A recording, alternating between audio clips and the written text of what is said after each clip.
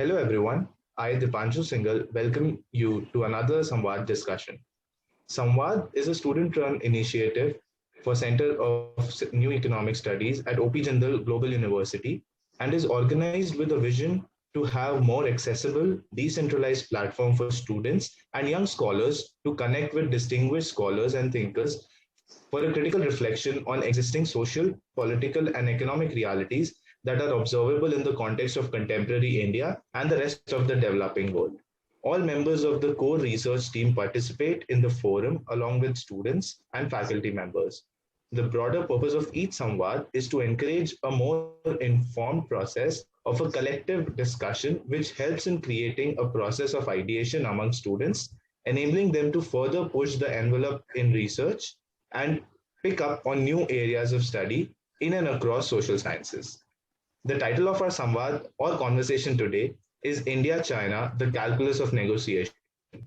We are honored to welcome Mr. Vijay Gokhale as a guest speaker and Professor Avinash Anil Godbole as our faculty moderator for today. Mr. Gokhale is a retired Indian diplomat, foreign secretary, and ambassador. He joined the Indian Foreign Service in 1981. During his 3-decade-long diplomatic career, he held several important assignments. He was the Foreign Secretary of India from January 2018 to January 2020. Before that, he was the Indian ambassador to China and Germany and the High Commissioner to Malaysia. Mr. Gokhale is a revered sinologist. He has the rare distinction of being the only Indian Foreign Service officer to have served in both mainland China and Taiwan. During his appointment as the Indian ambassador to China, he played a key role in resolving the 2017 Doklam standoff between the two nations. He has also served in diplomatic missions in Hong Kong, Hanoi, Beijing, and New York, and held several important offices at the Ministry of External Affairs, New Delhi. He is currently a non-resident senior fellow at Carnegie India. In 2021, he published a research paper titled The Road to Galwan, which talked about various factors which influence the clash between India and China in eastern Ladakh near the LSC and the way forward. He has also authored two very interesting books. The first one is titled The Tiananmen Square, The Making of a Protest, which serves to be an eyewitness account of the brutal 1989 crackdown by the Chinese government on protesting students from an Indian perspective. The second one is his latest book, which today's discussion draws its motivation from. It's titled The Long Game, How the Chinese Negotiate with India. Professor Avinash Godbole is an international relations professor and the assistant dean at OP Jindal Global University. Previously, he has been a research fellow at the ICWA and a research assistant at IDSA. He was a visiting Fox Fellow at the Macmillan Center at Yale in 2007 and 8. His doctoral thesis is on the political economy of China's environment, and his research interests are in the field of Chinese domestic foreign policy, environmental changes in China, minorities in China, amongst others. He has written extensively on these subjects in academic and media publications. Professor Godbole is also a visiting faculty at the Naval War College, Goa, since June 2020. Thank you, Mr. Gokhale and Professor Godbole, for joining us this evening. Thank you. In today's Samvad session, we will discuss how India and China negotiate with each other on several political, economic, and general issues. We will begin with a faculty to guest discussion, which will be followed by a Q&A session, followed by some live questions. I request our audience members to please type in their questions to me in the chat box. When the floor is open towards the end, I will recognize the members who can then unmute and ask their questions. Due to the paucity of time, please keep your questions short and to the point. Before we move ahead, I would like to mention a general point of disclaimer.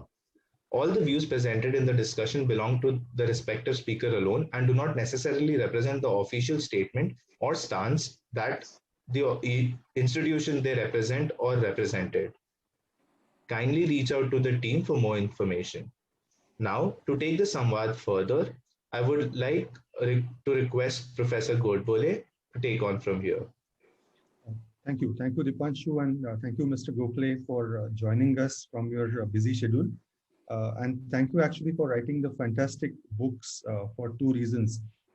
First of all, setting the excellent benchmark on how to write and for writing so quickly in your retirement. And we expect more such good work from you in future as well. So welcome once again. So to set the context on India-China relations, I want to start by asking you about President Xi Jinping. Is he going to be president for life? And the impact and on the impact that he has had on the India-China relations, especially because the series of incidents and escalatory nature of incidents that we have seen uh, since 2013 have happened under his leadership. So what are your views on him as a president for life? Of course, President Xi Jinping is now in full control of the politics of China. And we have seen a number of actions that he has taken with respect to the party, with respect to the army, and with respect to other areas, including business and economy, which tends to suggest that his authority is absolute. There are also, of course, views which say that in the process, President Xi Jinping has moved away from the policy set down by Deng Xiaoping, which was collective responsibility and the removal of the creation of a cult around one leader. But as I have pointed out in my book, Tiananmen Square, while this is of course a fact that President Xi Jinping has greatly consolidated power in his hands, one fact that we tend to leave out or overlook is that it has been the consistent policy of all leaders of China, Mao, Deng, and Xi, to ensure that they act in the best interests of the Communist Party with a view to perpetuating its rule over China. Therefore, my own view has been that while the modalities have differed, and that is inevitable because China is far more powerful today and has more resources today than it had when Deng Xiaoping was the leader, there is a thread of continuity in Chinese politics in terms of ensuring the supremacy of the Communist Party. And Xi Jinping is therefore the current leader who is following upon that policy which Mao and Deng both pursued. Now, so far as Xi Jinping is concerned, of course, there is speculation as to why he has tightened his grip on the party and effectively eliminated collective responsibility in the leadership and has arrogated a lot of the functions and powers which were earlier exercised by the Premier of the State Council or other members of the Politburo Standing Committee or senior members of the People's Liberation Army to himself. My own interpretation of this is, I think, that he sees himself as being destined to guide China into the second 100 years of existence of the Communist Party. He sees this as his historical destiny. And I think he is concerned, and perhaps has reason to be concerned, that over the last 30 years as China has developed, the ideology has diluted itself. And therefore a younger generation does not understand why the Communist Party must be in command. And I think many of his actions, if it is looked at in this perspective, might be better understood.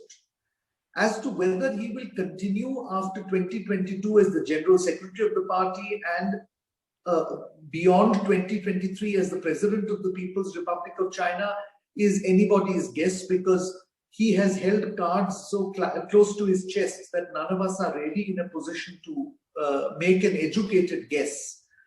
All I can say is that the fact that he has removed the term limits would suggest to me that it appears to be his intention to continue in some form after 2022.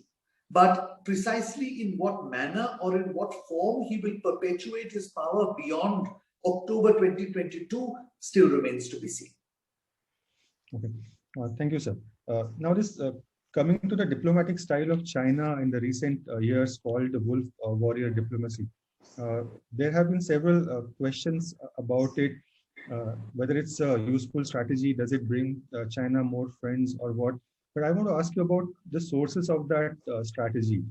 Is it coming from the position of strength that China has seen by relatively quicker recovery after COVID, or is it coming from a potentially insecure position of losing status in international relations because of COVID and its mismanagement in the early stages or so on?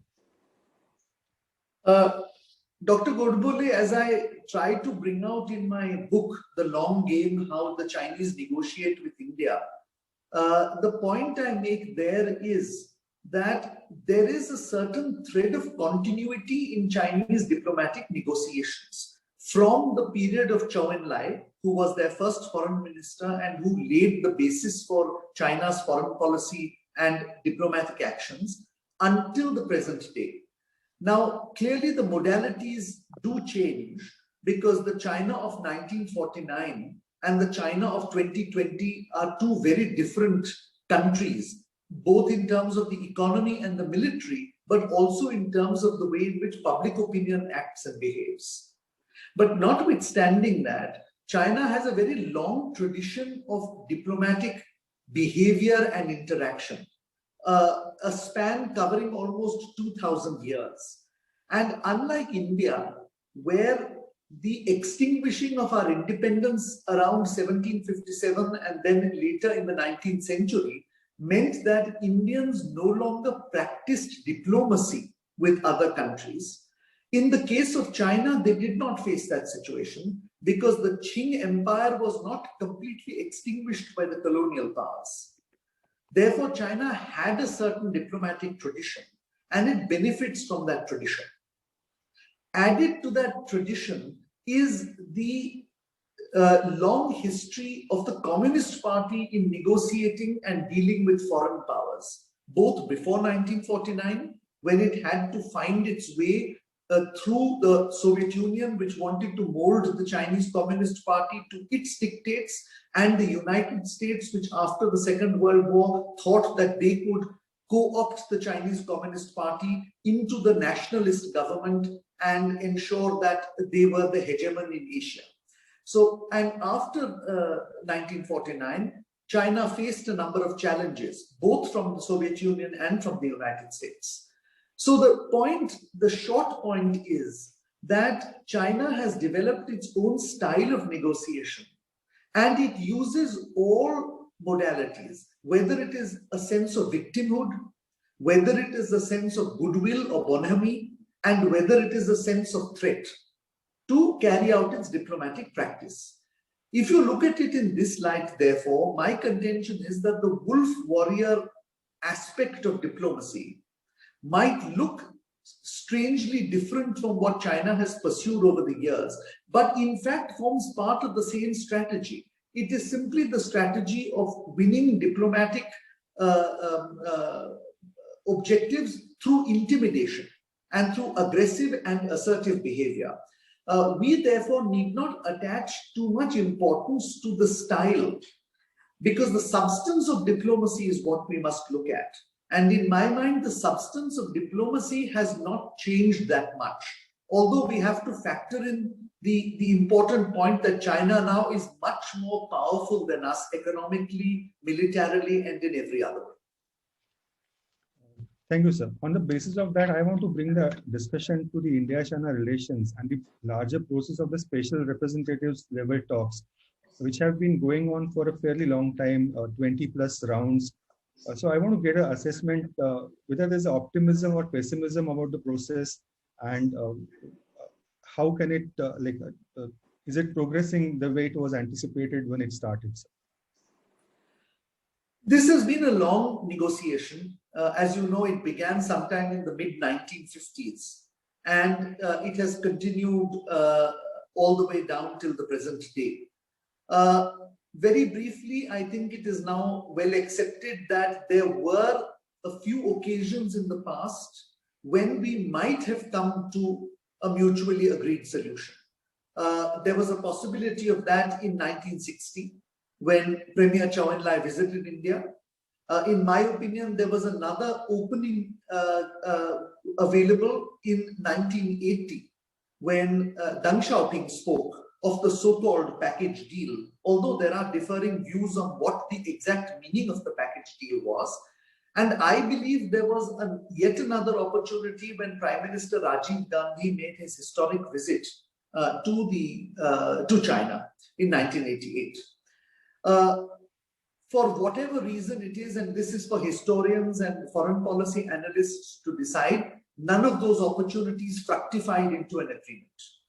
Now, the special representatives arrangement was, in my opinion, another attempt, this time by the BJP-led National Democratic Alliance government in 2003, to find a mutually agreeable settlement.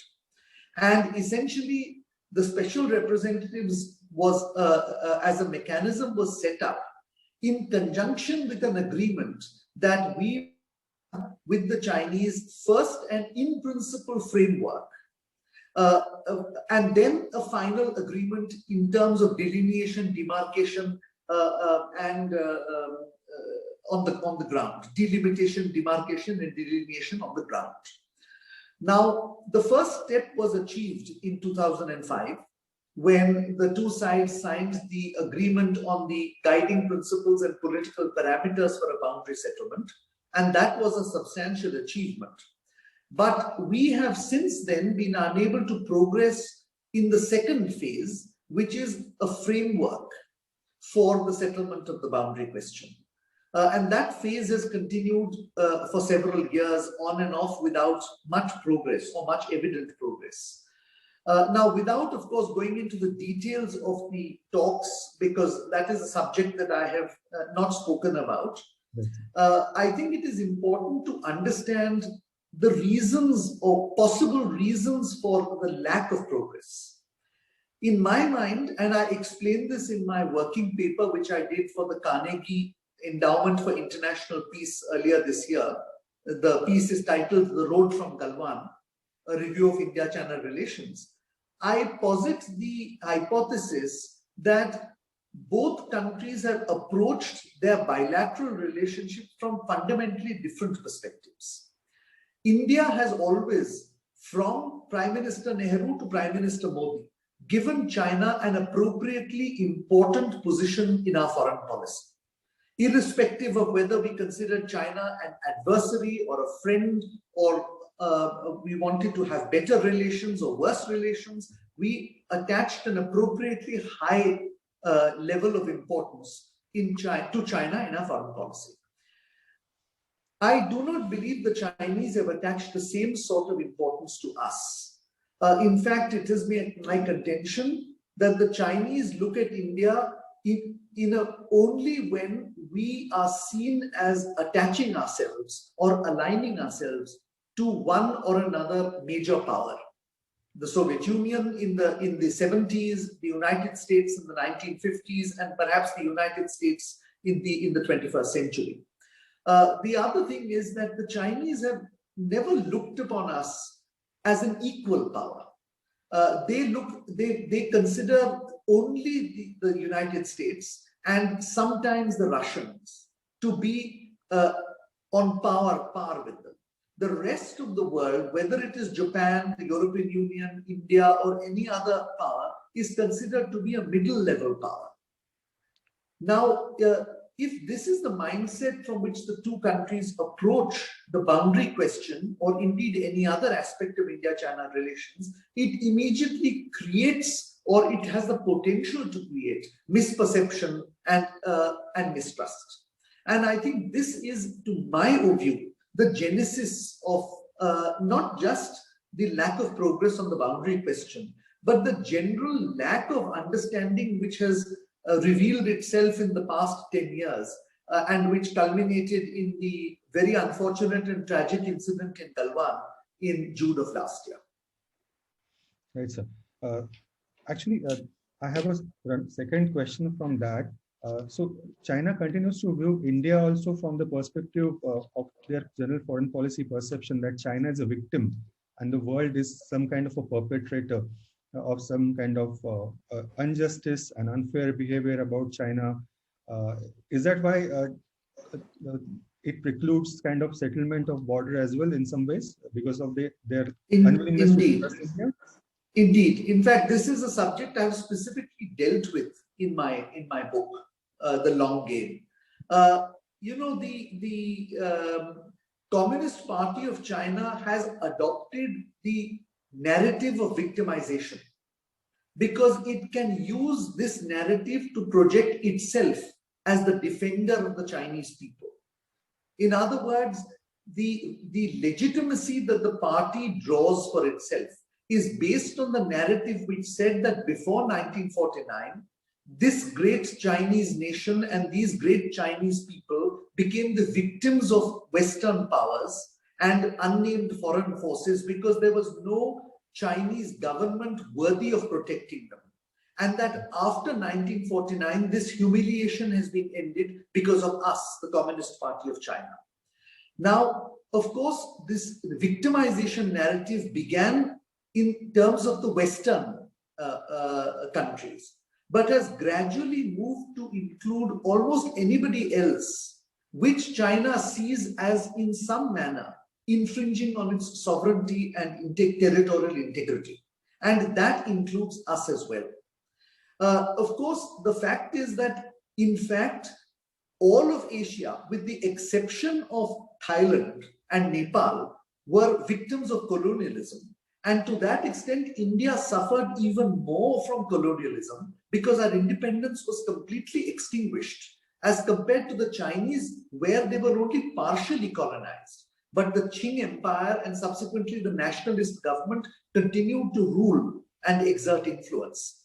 So in a sense, the Chinese ought not to use the victimization narrative with countries like us. But as I said, there is a domestic compulsion to do so. Now, what is important, in my opinion, therefore, in dealing with them, when they use this narrative with us, and this is also used in the wolf warrior context, is to remind them that we too are victims of colonialism, and that therefore it is not appropriate for them to behave in this manner with us, because we can equally claim that as the victims of colonialism, we too were aggressed against, and that the aggressor was the Chinese. So I think sometimes there has been a tendency not to argue with the Chinese narrative because there seems to be no point in it.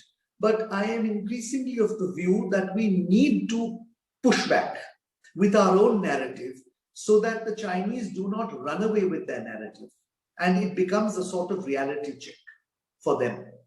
True. In fact, sir, I did this research for a paper I wrote 2 years ago that in 1980, China had less than 200 museums, and now they have 5,000 plus. And if you visit one of them, you know the structure in all of them, literally the victim, the fight, and the recovery under the leadership of the party. So the museums serve that purpose for the party. Yes. Now, coming to the next question is on, I'm going to combine these questions on Afghanistan and Pakistan.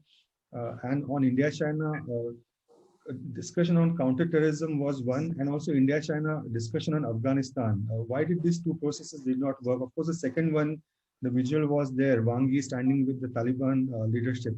But I would like to have more views from you on these two issues.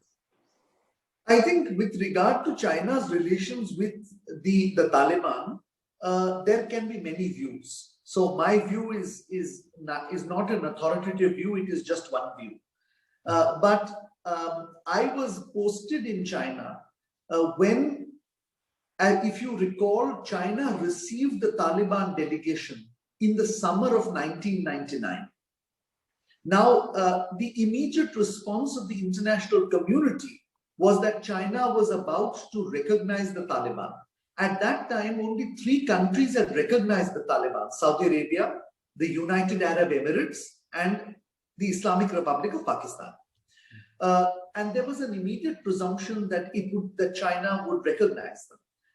However, during my conversations with a number of Chinese during that time, I was enlightened because they told me that China, in fact, engages people not because it wishes to befriend them, but because it wishes to stave off a problem. In other words, China saw the consolidation of Taliban authority over Afghanistan as a potential threat to the Muslim minority adjacent regions of China in Xinjiang, Gansu, Qinghai, and so on. And in trying to build relations with Afghanistan, they were trying to stave off that potential threat. Now, whether this explanation is applicable today as well is something we need to wait and watch for. But we cannot rule this out, this possibility out. My sense is that China's interests in Afghanistan are twofold. First, to ensure that Islamic radicalism, extremism, and terrorism do not spill over from Afghanistan into the Xinjiang autonomous region of China and create a major headache for the Chinese in the northwest. The second is that a stable Afghanistan, and by stability I mean where law and order prevails and where normal life resumes, becomes a critical element in China's grand plan of Belt and Road, where it connects Iran and further beyond Iran to the Gulf through Afghanistan, which is a critical piece of the puzzle. If you look at it from both those perspectives, which is that essentially they need a stable situation in Afghanistan, then to my mind, logically speaking, the convergence of interests that China has is not with Pakistan, but with India. Because the inherent requirement that Pakistan has in Afghanistan is instability. The more unstable Pakistan is, the more unstable Afghanistan is, the more unreliable it is, the more the world looks to Pakistan to help them. The greater the stability, the less the relevance of Pakistan.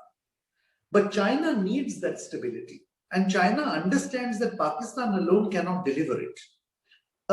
Therefore, to my sense, in a very perverse way, India and China have the same goal in Afghanistan.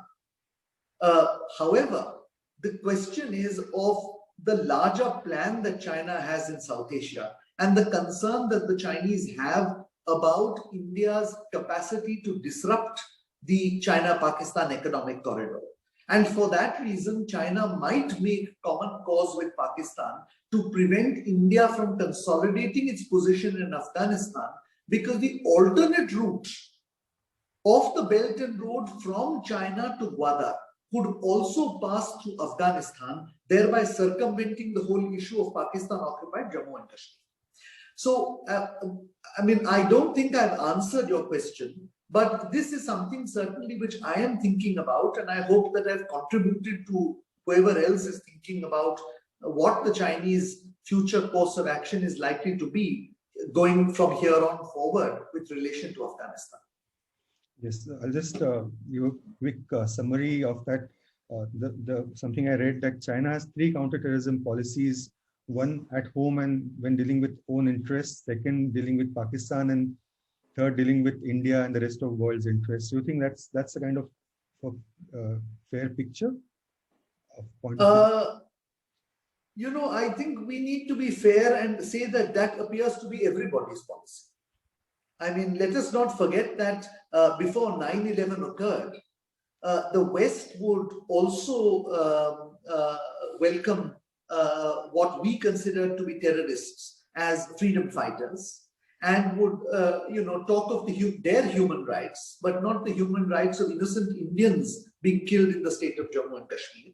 So I think while the policy of all countries is hypocritical, if you can say that, or you can say it is in national self-interest. I don't think China's policy is any different. Our concern, however, is that the Sino-Pak axis makes it more problematic for us in Afghanistan than it would normally be otherwise. So let's move on to the economic aspect of India-China relations, and the first issue being of trade imbalance. And then there have been several discussions and ways to reduce trade imbalances, and why China is not opening more markets for Indian exports. And especially when I say this, this is my first question on trade imbalance, but especially I would like to draw your response on 3 specific sectors. One being pharmaceutical, because we see Chinese scholars and people coming to Delhi and buying medicines, even for like things like cancer medicines. But when you discuss those issues of opening the sectors for Indian companies, they have a very different answer. Second being the IT sector and its kind of disappointed approach with China and doing business in China for the last 10, 12 years. And third is agriculture, which is a potential sector but has not worked. So I would like to draw your response on these two issues, overall trade imbalance and then on these three sectors. Dr. Godubole, my own view is we should not see this as an India-China problem. This is in fact a problem that the rest of the world has with China, India included. And in one sense, this is probably the most successful of China's diplomatic strategies over the years. Essentially, what they have led the rest of the world to believe is in the potential of their market. And they have leveraged the future potential of their market in order to secure technology, capital, equipment, as well as access to others' markets. As a result, whether it is the United States of America, whether it is the European Union, whether it is ASEAN, or whether it is us, we have all discovered that in this process, where we have given them certain economic access and benefits in the hope that in the future we will be given a reciprocal access, we have all moved into a negative trade balance. And then it is only a matter of degree as to whether it is 60 billion in the case of India, 100 billion euros in the case of the Europeans, or 400 billion in the case of the Americans. All of us have realized too late that China has leveraged a potential dream, which we all bought into, to gain tangible benefits to economically develop. Therefore, I think we need to have a fundamental change in strategy, which the Americans and the Europeans are also doing. And that is some form of decoupling. Now, in a global world, you cannot completely decouple.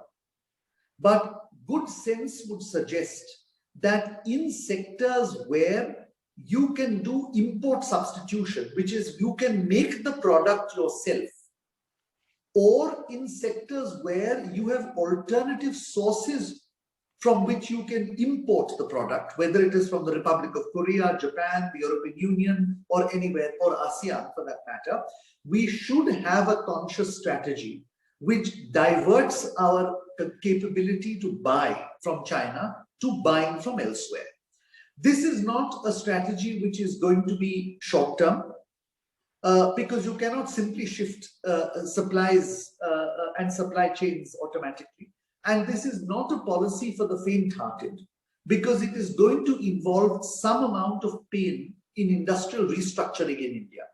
But it is a policy which, in my opinion, we must do if we are to move ahead to level the playing field again and to insist on reciprocity. Because in the end, we have a sizable market. Perhaps outside China, we will be the world's biggest market by 2040.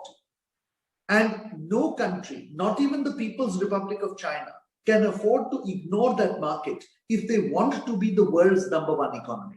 That is a major leverage we have. We have to use that leverage now.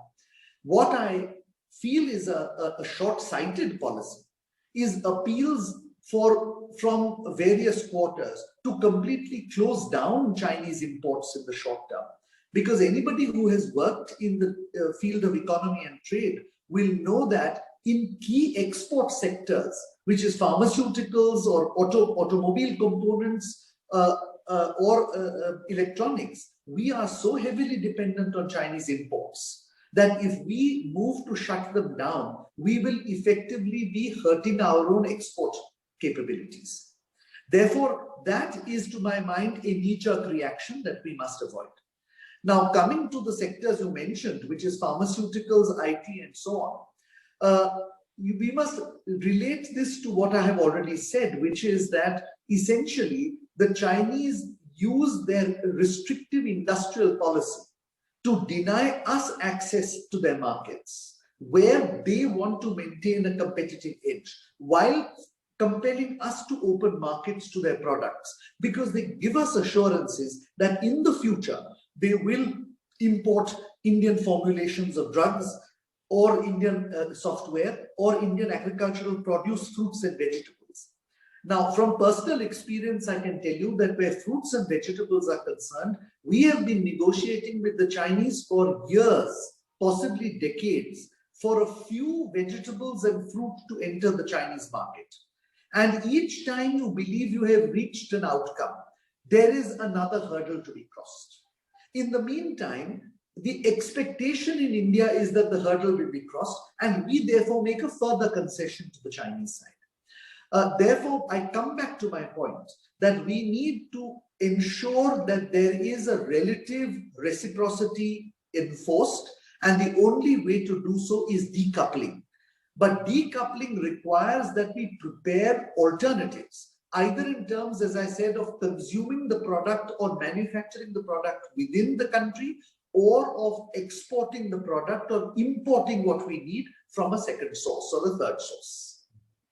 Right. So there are a lot of spin-off questions, but I'll save it for a later occasion as we are running out of time for my session. So I have a last question on this economic section. Like you mentioned that India has always given appropriately high level of significance to China during all Prime Minister's tenures. And Prime Minister Modi is no exception. So we saw these two significant visits, 2014 and 15.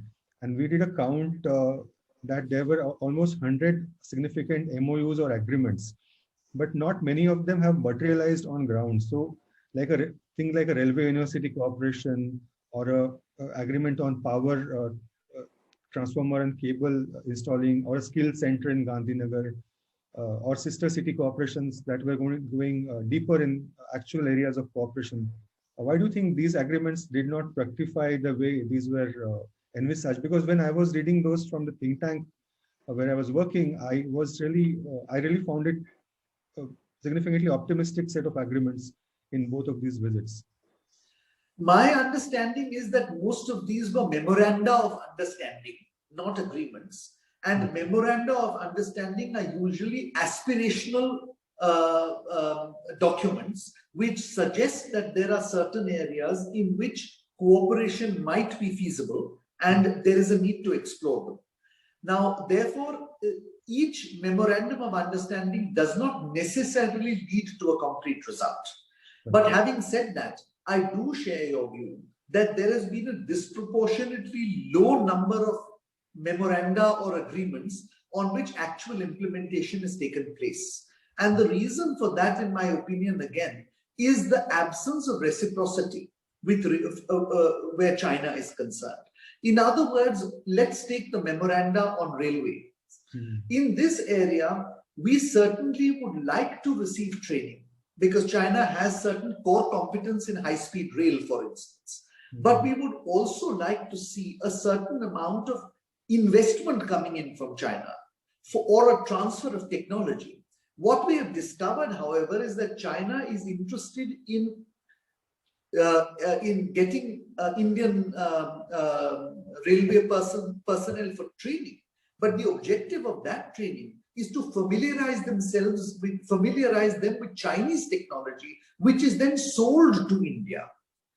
In other words, this is a manner in which you capture a certain thought process and condition it to buy Chinese equipment rather than, in a way, empowering Indians and helping them develop their own technology and equipment. So I don't think that in future, we should go on signing MOUs with the Chinese unless there is a clear reciprocity involved in it. So far as engagement is concerned, Dr. Golkole, I see no alternative but for engagement. If we don't engage in diplomacy, then we only leave the way open for conflict. So, however difficult the adversary might be, we need to engage. And that has been the approach of every government. The difference, in my opinion, between the current government and earlier governments is that we have been able to articulate our requirements and core concerns much better. And we have been able to insist or at least ask for reciprocity and to engage in reciprocal action. Now, this might have been possible because we are economically and militarily stronger today than we were 10 or 15 years earlier. That is a matter for historians and analysts to decide. But I think that is a change of style that has taken place. On substance, however, we continue to desire engagement. But if the other side is not willing to engage, as the saying goes, you need two hands to clap. The message I think that has gone out from the situation in Eastern Ladakh is that if our offer of engagement is spurned, and if the Chinese side chooses to assert itself in an aggressive manner, they will find reciprocal action from the Indian side. And to that extent, I think this has been a healthy corrective measure in bringing India-China relations back onto the normal track. When it returns to the normal track is something I cannot speak to because that is a matter for governments to decide. Thank you, sir. Thank you for this engaging interaction on these two sections. Now I hand over the session to Dipanshu for taking this forward. Sure. Thank you. Thank you, Professor Godbole and Mr. Gokhale. That was really enriching for us to listen to. Before I open the floor for live questions, I did have some questions on contemporary negotiations of India and China.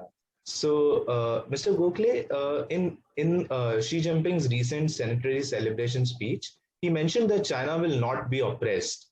And so my question was basically, how do Indian policymakers and foreign negotiators read this? And since you have served in the ROC as well, which is the Republic of China, it would be really interesting to know what Xi Jinping thinks about China's 2049 goal of bringing Taiwan back into mainland China and the role India could play in this. Okay, so there are several questions in this, Dipanshu, so let me try and answer them. The first is, of course, the whole question of what Xi Jinping said when he said, that we will not accept bullying and that we will stand up for what we believe is rightfully ours. Now, as I explained in an earlier question posed by Dr. Godbole, this is an internal narrative which the Chinese Communist Party has crafted for itself as a view to gaining legitimacy about continued one-party rule. In other words, how do you justify that you don't put yourself up to election? You justify your legitimacy by saying that after 1949, we, the Communist Party, have actually ensured that China will never be humiliated again. And remember, Xi Jinping was addressing a principally domestic audience. This was the 100th anniversary of the party. He wasn't speaking primarily to the rest of the world. He was speaking primarily to 1.4 billion Chinese. And therefore, the narrative fitted in quite well. Now, as far as the words he used are concerned, which is that you will be banging your head against the steel wall and there will be bloodshed, we must understand that there is a meaning to these phrases in the Chinese language, which might not easily be understandable or comprehensible to outsiders. To give you an example, a former Prime Minister of India often used the phrase in the context of Pakistan, Nani yaad dila denge. Now, if you do a literal translation of that, it sounds completely different from what we as Indians understand what the Prime Minister meant. And the Prime Minister essentially meant that if Pakistan tries any kind of adventurism with India, India will be able to respond in kind. But the translation almost made it out to seem as if we were going to aggress on Pakistan. So we must be careful about how we interpret language by any other country. That is a skill that diplomats have to learn. And my own sense is we have much less of an understanding of Chinese language and culture than we have of Western language and culture, both because we were a former colony of Great Britain and because our education system is westward oriented. And therefore, the short point is we need a lot more scholarship on China by younger generation who read Chinese, who speak Chinese, and who can interpret China correctly. And the reason I say this is important is because we now have a superpower on our doorstep. And that superpower will remain there for 50 or 70 years. Even if we become a superpower, they will still remain a superpower. And therefore, a greater understanding of Chinese culture, language, their traditions, their economy is important if we are to make better policy. I think I've answered your questions, but if I've left anything out, just remind me. So the question with respect to Taiwan and how does Xi Jinping view that and how do Indians read that? Well, I think, Taiwan is seen by China as Hong Kong and Macau were seen as part of the unfinished agenda of quote unquote liberation. If I might borrow the phrase that Pakistan uses with relation to Jammu and Kashmir, they consider Jammu and Kashmir the unfinished agenda of partition, and China considers Hong Kong, Macau, and Taiwan as the unfinished agenda of liberation. Now, they were able to successfully negotiate Hong Kong and Macau's return. And Deng Xiaoping was very wise in his policy of one country, two systems, in a way convincing the people of these countries that they should return back to the fold of the motherland because their way of life would be preserved. Now, I believe it is a strategic mistake by the current Chinese leadership to take a different line, which has effectively blown the idea of one country, two systems out of the water. I don't believe any right-thinking Taiwanese will now believe that if they voluntarily unite with China, their way of life, including their politics and their society, will be preserved. So I think there will be greater tension in the relationship. Now, how and when China attempts to take back Taiwan is anybody's guess. But I would think that they would like to finish this agenda before 2049, which is the 100th anniversary of the founding of the People's Republic of China, that they will act with military force if they feel that Taiwan is moving towards independence. And in that situation, they will not care for international opinion because national interest and national security is involved. And we as Indians should understand this because we too, where our own national interest and security was involved, have taken actions with relation to Jammu and Kashmir, which we see as an integral part of our own country. And therefore, we should not misjudge Chinese intentions in this regard. But I believe that at present, there is more noise than real action, because China perhaps feels that while it has preponderant military strength to deter others from coming to the help of Taiwan, it doesn't have the capacity to take Taiwan in a manner which does not result in wholesale destruction and retaliation. So they don't feel they've reached the level where military action is an option. But if push comes to shove, in their minds, they might act. And in my view, they certainly will act before 2049. Sure, sir. And I think now going back to the first part of your response to Xi Jinping's speech, I was just reminded of your New York Times article in June 2020, wherein you had mentioned that China is not seeking a new world order. Instead, it wants to take over sort of the existing one itself. So what is the understanding behind this? Because conventionally, a lot of China scholars and China watchers say that it is seeking to that China is seeking to establish its own new world order, which is interpreted to be different from the existing Western rules-based order. So what implications can it have for India? So, that's a debate which has not ended yet. It perhaps has just begun. So my view is just one view. But my own view is, what are the elements of the Western post-Second World War Western order? Essentially, it was centered around the United Nations and on the Bretton Woods institutions. The Bretton Woods institutions created an economic, financial, and trading system which the West called free trade, basically. And the United Nations created a system where all countries, which was supposedly democratic, although, of course, the permanent members arrogated to themselves the veto power.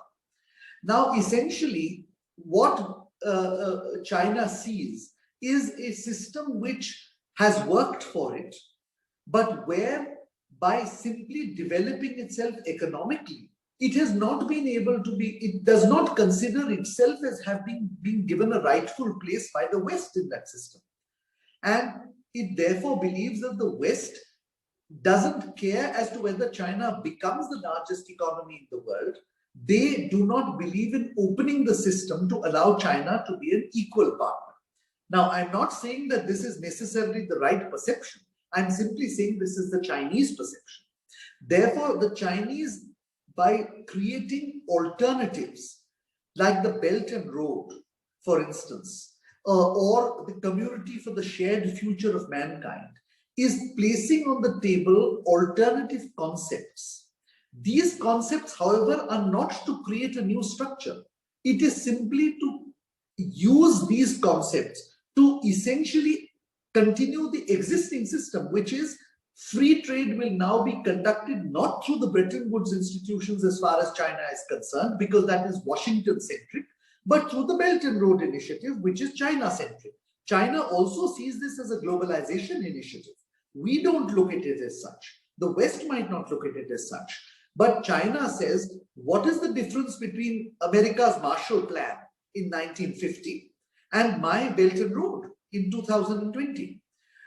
Look at it from China's perspective. We don't have to agree with it, but I'm trying to present the Chinese perspective. Similarly, the Community for the Shared Future of Mankind is China's way of saying, let me separate the West and the rest and get the rest on my side. Because if I get the rest on my side by explaining to them that the current UN system is not really catering to their requirements, then I have China plus plus to deal with the West. This is why I put forward the argument that the Chinese are not seeking to topple that system. They are simply seeking to reorient that system in their direction. And of course, that means toppling the United States from its perch. And that appears to be their objective. But as I said, this is my view. This is a huge debate which will probably go on for a few more years as China's strategy unfolds and as the United States unfolds its own strategy. Now, as to what implications it has for us, this is something which needs much deeper study. But I think in the whole debate, we must be careful not to buy either the Chinese narrative or the Western narrative. And let me tell you why we should not buy the Western narrative. For the West, this is a zero-sum game. To the extent that China rises, it eats into the share or the power and influence of the West over global affairs. India is not in that position. India is rising as well, not as fast as China at the moment, but who knows what will happen after 10 or 15 years, but we are rising. We therefore are eating not into the Chinese share, but into the Western share.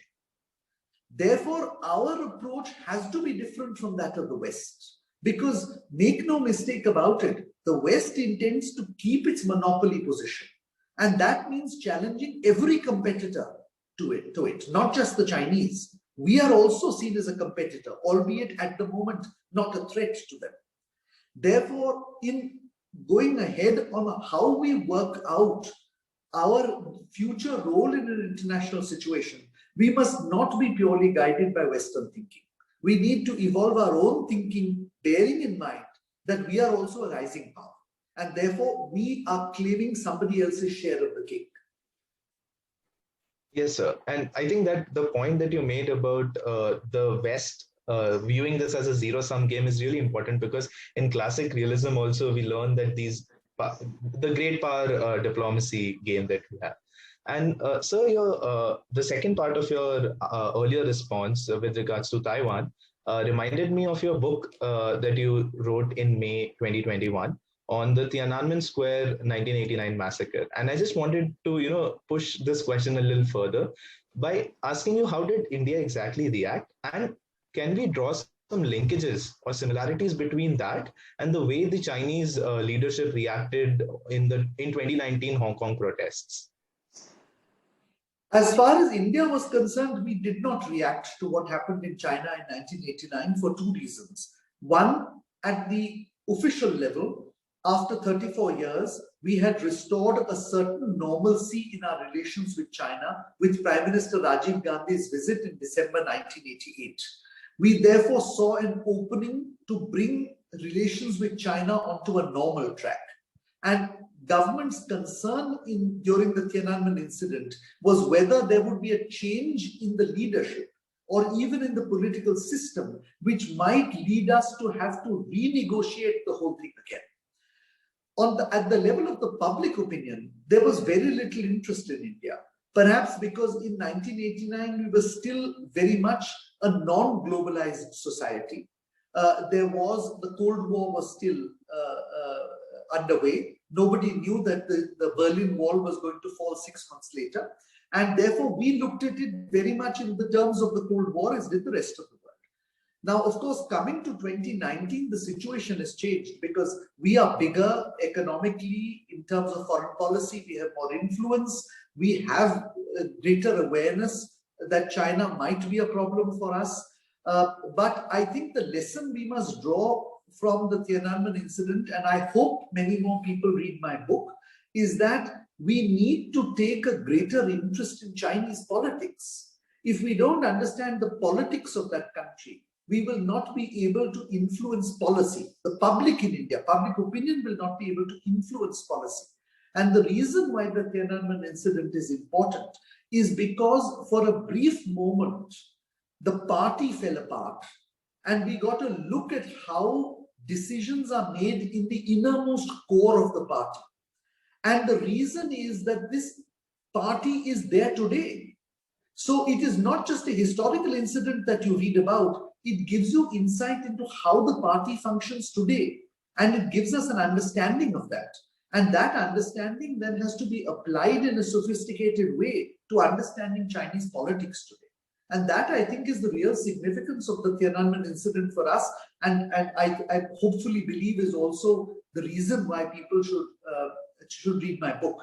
Now, as far as the Hong Kong protests are concerned, that is different because this is a domestic problem of substantial proportion for the Chinese. Because this is a younger generation which sees its own future at stake because China does not appear to be keeping to its promise of 50 years of autonomy. Now, the Chinese perspective is that when the young generation becomes active, then it represents a threat to the party's interest. And therefore, the party is reacting accordingly. It is certainly something we should keep our eye on very closely because it will educate us on Chinese politics. But the need of the hour, in my opinion, is a much deeper understanding of Chinese politics, a much greater interest in Chinese politics by our younger generation.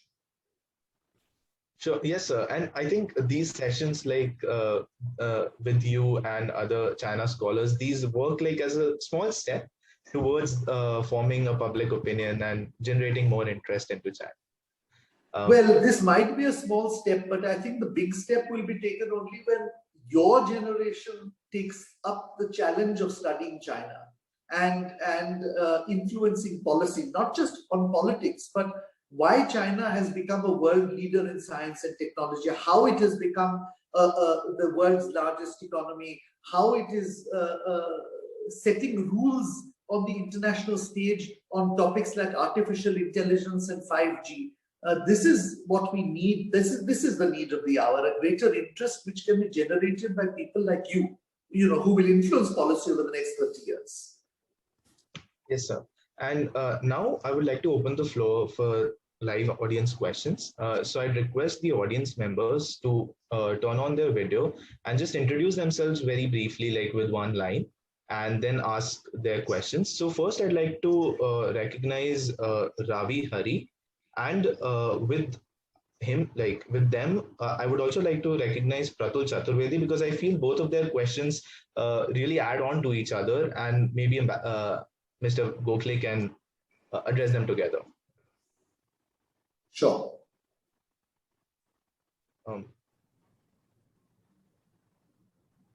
Okay, Pratul, you can go ahead, and then Ravi can go ahead. Good evening, Ambassador Gokhale. My name is Pratul. So I just had a question that China has recently announced the formation of China South Asia Emergency Supplies Reserve and the post-COVID-19 Development and Poverty Alleviation Center, which consists of all the SAARC nations except India, Bhutan, and Maldives. So I think I found it similar to what Chinese applied during the Asian financial crisis, that where they broke up ASEAN to where they reached out to the ASEAN members individually and tried to disrupt the multilateral setting of it. So my question was that how does China see multilateral organizations like these, like regional organizations? Does it see as a hindrance to its path in the ascendance to the global world order, or is it a manipulation game where it doesn't want to negotiate with one organization but want to reach out with individual countries to understand and satisfy their needs and exploit their needs to satisfy their goals? So that was my question. Yeah, so Pratul, I think your analysis is spot on. I don't have much to add. I think essentially the Chinese look at a multilateral organization as something that they might be able to manipulate.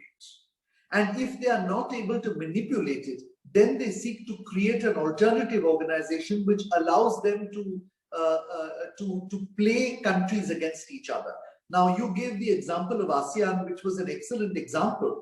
But more recently, you see the same situation playing out with the European Union.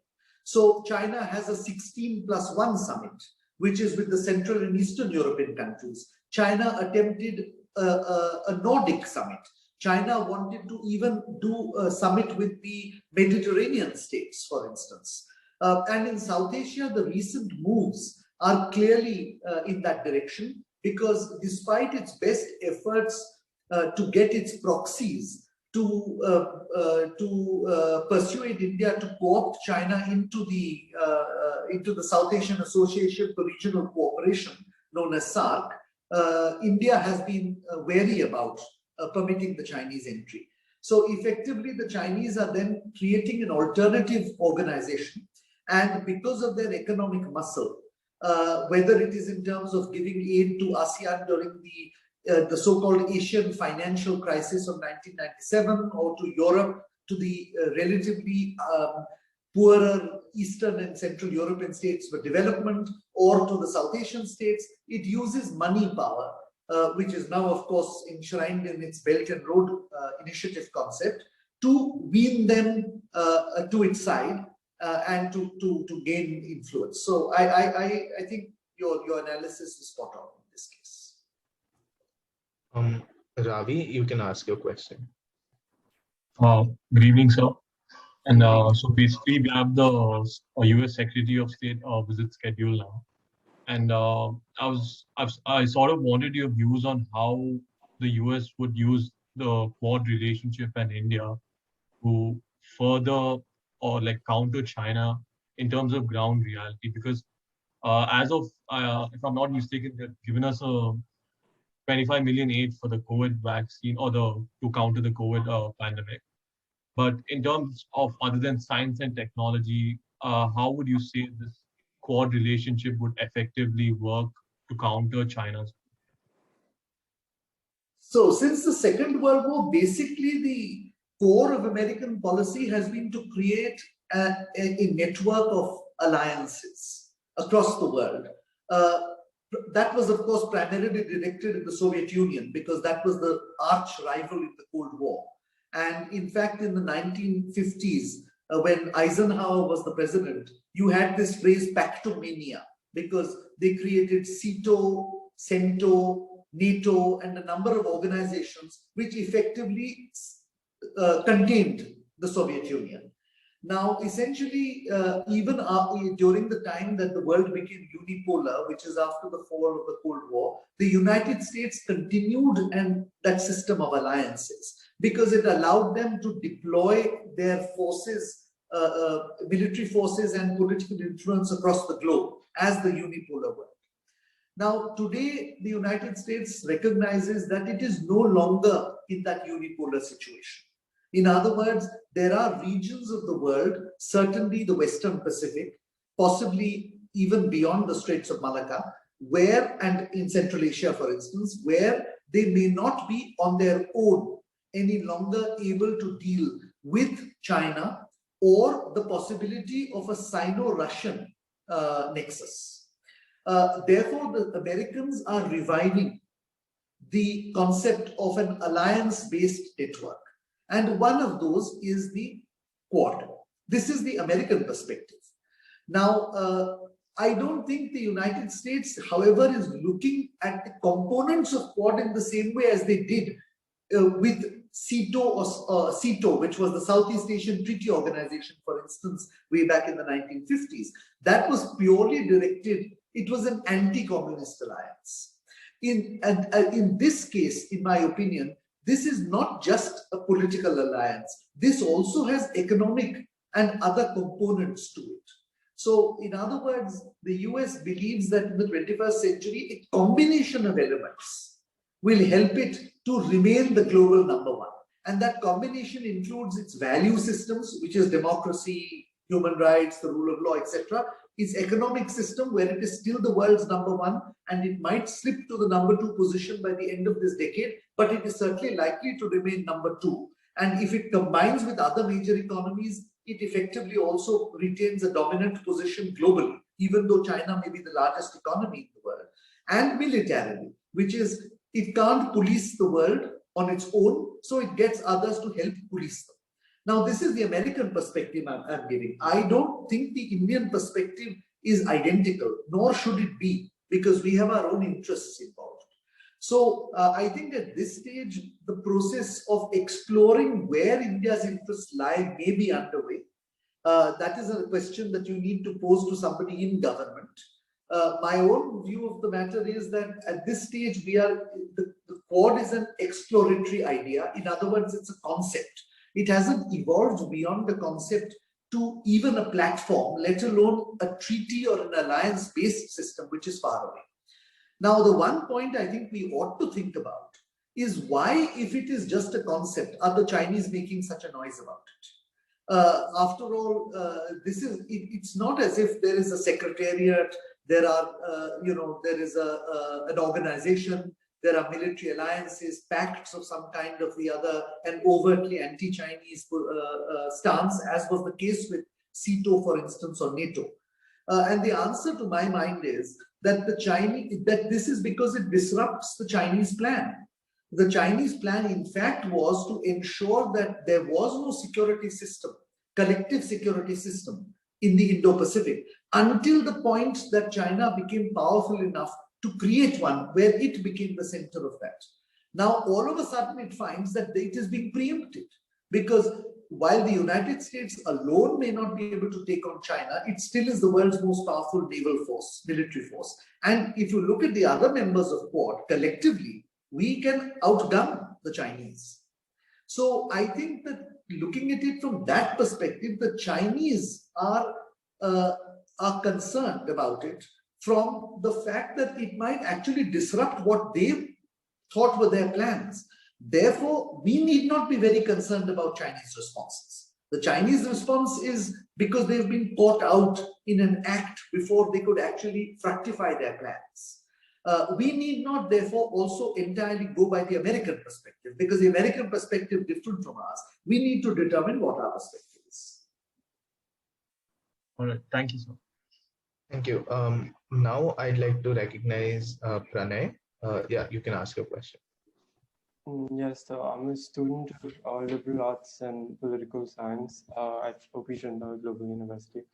Yes, sir. So my question to you is that currently we've been hearing about the establishment of hotlines, especially in the context of India and China border dispute along the Ladakh region and Arunachal Pradesh.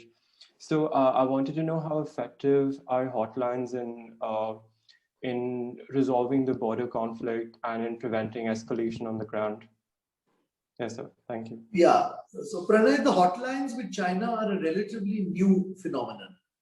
We have for many years had a hotline between the Directors General of Military Operations of Pakistan and India, and they have worked very well when they are utilized correctly in terms of managing the situation on the line of actual control in Jammu and Kashmir area, as well as along the international boundary. With China, it has been a relatively new phenomenon. and one where the Chinese have been reluctant, partly because they are not used to telephone diplomacy. Their command system and their chain of command is very different from the way in which chains of command in democracies operate.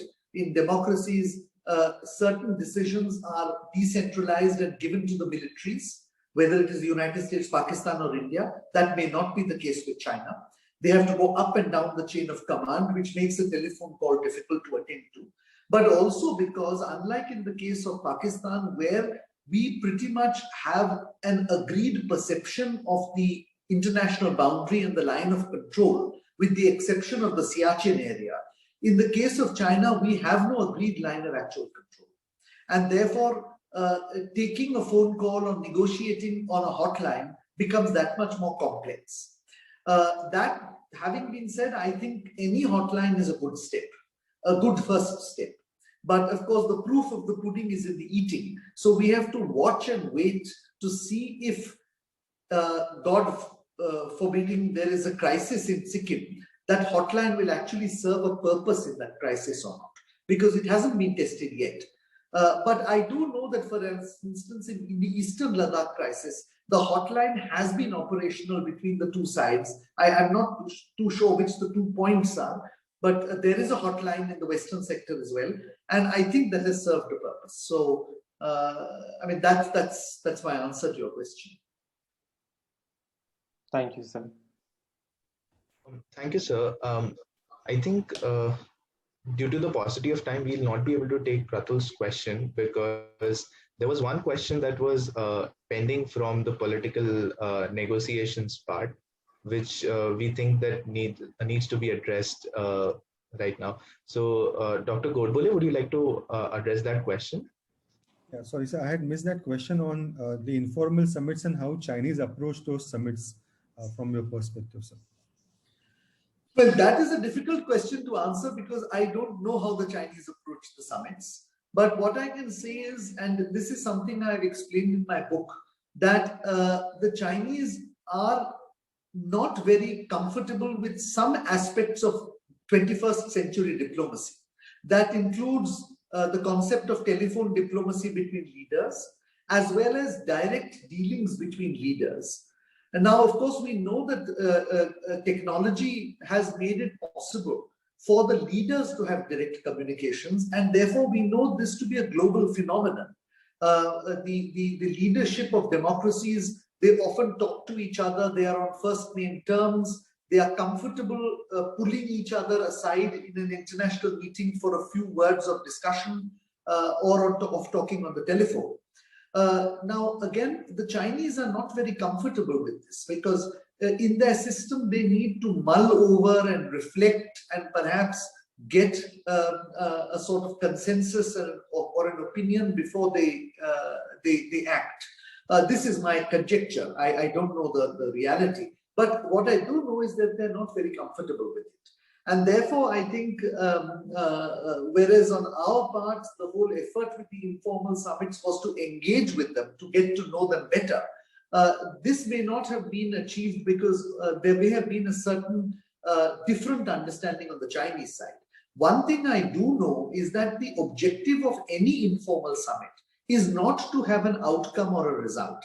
Not just with India-China relations, but if you look at the many summits that took place between the United States and the Soviet Union during the Cold War, or between the United States and China today, including the summits that Bush, Obama, and Trump had with the Chinese, there were no outcomes from that. Outcomes rarely emerge from meetings at the summit level.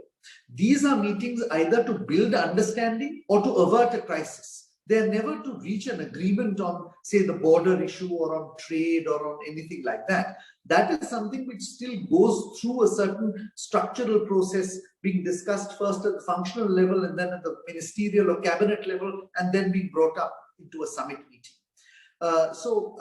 What I would say is that we tend to think that the Chinese are adept at diplomacy, and there's no doubt that they're adept at diplomacy. But there are certain vulnerabilities or shortcomings, and I think there are very much shortcomings in their difficulties in adjusting to some aspects of modern 21st century diplomacy. And this is one of them. That actually calls for a longer discussion in the future, but right now we're almost running out of time. I think Dipanshu has one last question before we close. Right, sir. So before we wrap up, we would want you to hear any personal anecdote from your days in Beijing or elsewhere that could act as a motivation for more students and young scholars to take up China studies or pursue the Indian Foreign Service. Because we repeatedly heard you mention the importance of the people and the young generation understanding Chinese politics and participate in the IFS. Dipanshu, I don't think you need any personal anecdote from me to motivate you, for the simple reason that, look, this is going to be the world's largest economy, potentially the world's largest military, and a country with which we have a long history of dispute sitting on our northern border.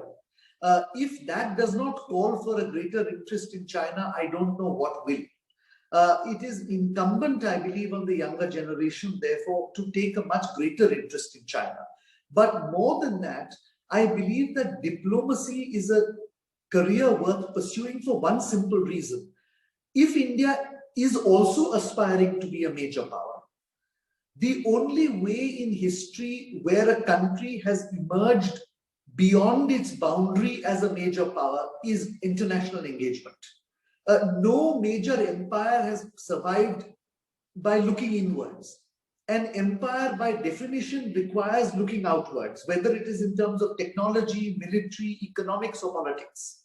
And therefore, the short point is, if there is any part of the government of India which is likely to expand in the future, it is the Foreign Service, because you need more people if you are going to have greater global influence. So whereas government may shrink or downsize or right size, whatever word you want to use, domestically, because technology replaces certain functions of administration, there is a limit to how much technology can replace people in diplomacy, because a lot of it has to still be conducted face to face and can't be done through virtual means. Therefore, I would think that these are adequate enough reasons to motivate all of you, if not to join the government of India as in the Indian Foreign Service, to take up strategic studies in foreign policy, because I think it has business applications, it has applications in the media, it has applications in building public opinion, and of course it has applications in government jobs. Thank you so much, sir. Your participation and your comments were really interesting and enriching for all of us. It was a great pleasure to host you, Mr. Gokhale and Professor Godbole. This was a really interesting discussion, and thank you so much for taking out the time for doing this with us. Thank you, Dipanshu. Thank you, Professor Godbole, for inviting me and all of you. And it was a great privilege speaking to all of you. Thank you very much. Thank you to our audience for attending and our listeners for listening. Stay tuned for more episodes and conversations on Samvad. Until then, you can check out our previous episodes on our YouTube channel, website, and Spotify. Look out for our social media handles. Have a great day. Thank you. Thank you. Thank you, sir.